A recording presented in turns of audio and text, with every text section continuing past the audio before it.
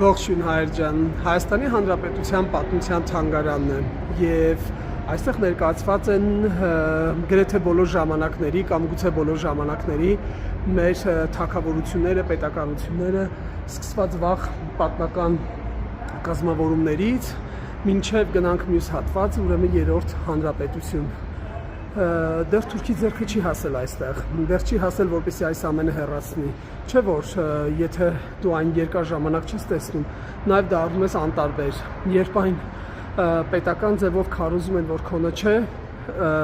սերունդներին այդպես է դասավանդում, որ այն այլևս քոնը չէ։ Գագիկ թագավորն է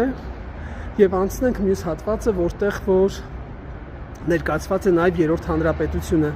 Ցավոք սրտի այսօր դասագրքերից,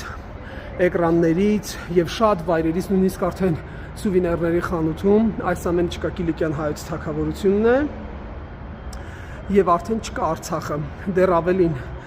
ով գիտի, չնայած որ պարզից պարզ է, թե ինչեր են ստորագրել մեր թիկունքի ետևում եւ ինչ են պատրաստվում անել։ Սա հայկական խորհրդային սոցիալիստական հանրապետությունն է եւ ահա վերջում մենք ունենք Հայաստանի երրորդ հանրապետությունը։ Խնդրեմ, եւ մեր